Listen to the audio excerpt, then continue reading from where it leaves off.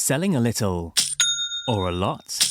Shopify helps you do your thing, however you cha-ching. Shopify is the global commerce platform that helps you sell at every stage of your business. From the launch your own online shop stage to the first real-life store stage, all the way to the did we just hit 1 million orders stage? Shopify's there to help you grow. Shopify helps you turn browsers into buyers with the internet's best converting checkout. 36% better on average compared to the other leading commerce platforms. Because businesses that grow, grow with Shopify. Get a $1 per month trial period at shopify.com/promo. Shopify.com/promo.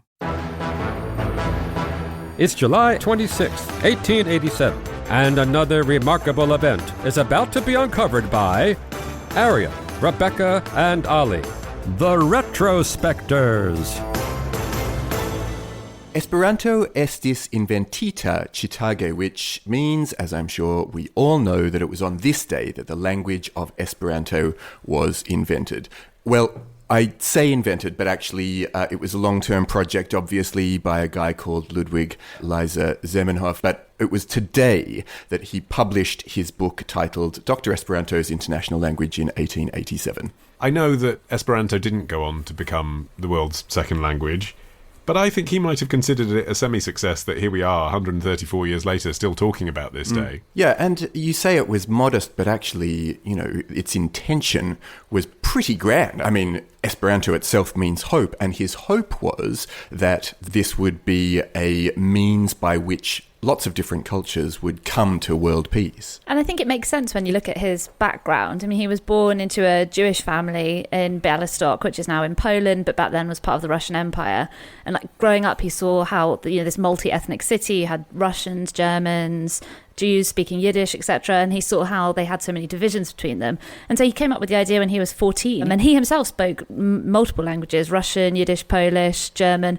And he also spoke Volapük, which was basically the only kind of famous attempt at a universal language that had been made for Esperanto. It's pretty much completely forgotten now. But at its peak, it had apparently 1 million speakers. Well, the idea sort of makes sense, but I mean, can we just say fundamentally was obviously wrong? I mean, it's not true, is it, that nations that all speak the same language don't go to war with each other? Yes, but it had been going on for hundreds of years, this idea that these constructed languages could bridge cultural divides. It started in the late 1600s. They were called philosophical languages. You know, it was this time when people were using rationality and science to try and come up with these perfect solutions to human imperfections. And one of those was languages. Like, if we could just hit on the perfect rational language, everything would be fine. And actually, in the early days, it really started to build traction, at least in Europe. And when you think about it, that's kind of the logical home for it, given that it was mostly based on Italian, French, German, and English. Including, there was this attempt to establish an Esperanto-speaking land called Amikejo, which was this 3.5 square kilometre territory that was between the Netherlands and Germany and France. And in this place, they did actually manage to start to get people to speak it. Within a few years, they had about 3% of the population speaking Esperanto to one another.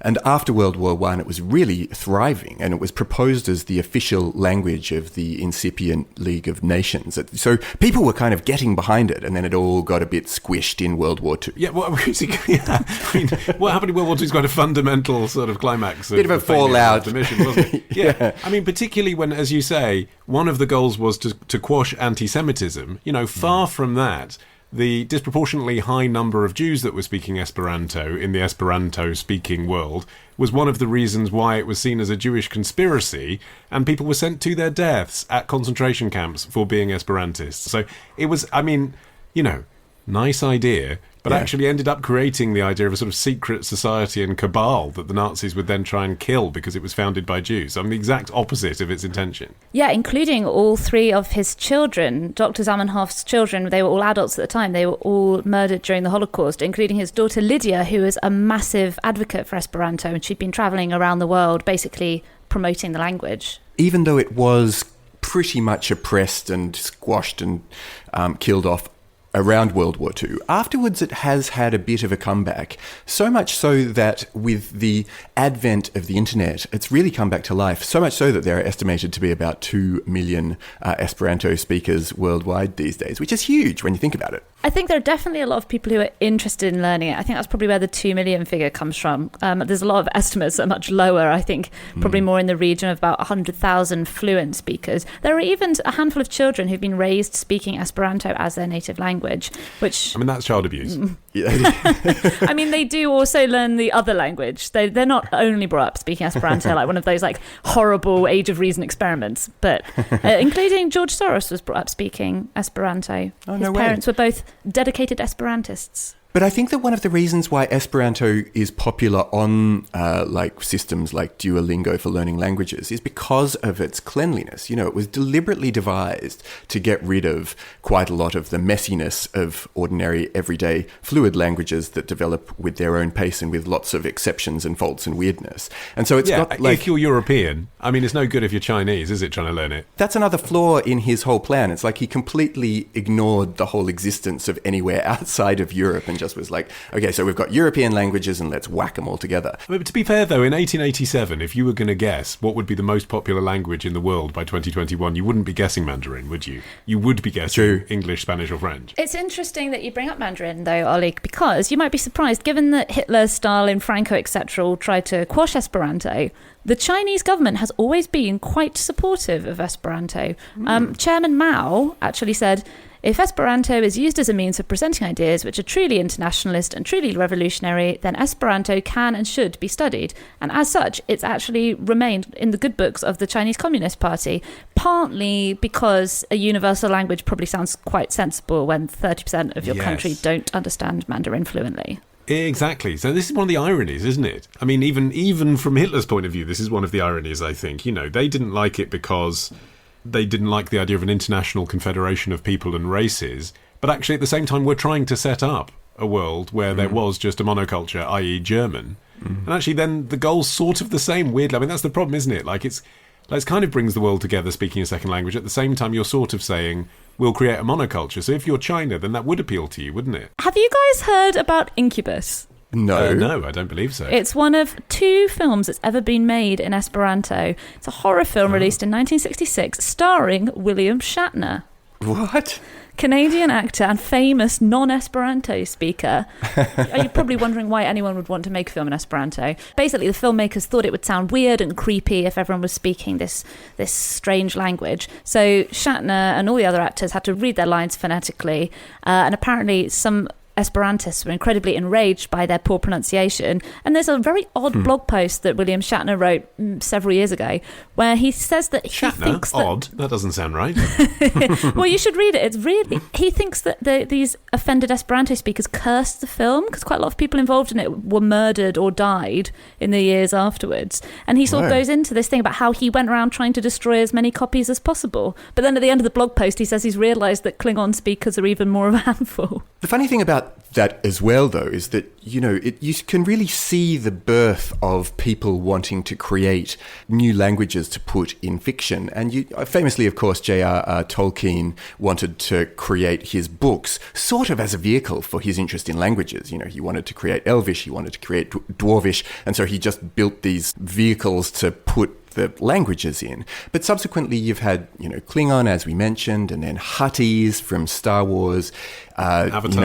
Avatar. Simlish from The Sims apparently is also a made-up language that has some sort of logic to it. It just sounds like kind of gibberish, but I think there is something to it. So yeah, so it's funny how there's been this sort of renaissance of languages being built by people who have a geeky interest in language that crosses over to film or literature or whatever.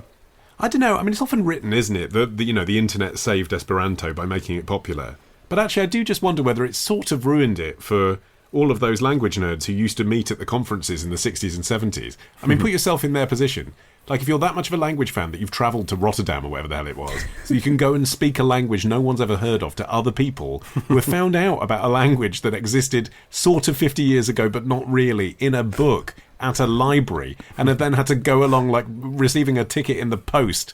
Like, that's where... I mean, that was Tinder for those people, wasn't it? Like, and now... It must just be really irritating that all these other people can just jump on it by downloading an app and pressing a button. You know, like the people who met there must have been like, well, I'm going to get married to you because you've come to this conference. Let's get married and raise our child in a loopy way that means that they only speak this crazy made-up language. And so another week of retrospecting ends. But next week begins a day early at Club Retrospectors. Join us now to get an exclusive episode every Sunday. Patreon.com/retrospectors. Hello, I'm Ellis James. I'm Tom Crane. And I'm Chris Skull, and we're the hosts of Oh What a Time, the new history podcast where we try to answer the question, was the past absolutely rubbish? From life at sea to parenting, from pets to crime to adventurers, and we ask the questions other history shows are scared to. How would you feel about consummating your marriage in front of your in-laws in medieval Britain? Already done it. How would your weedy little arms fare as part of the crew on a Viking longboat? And would you fancy a night out to see a sapient pig in Victorian Britain? Obviously, yes. This is Oh What a Time, the podcast that the Times newspaper described as very funny, if less scholarly than its rivals.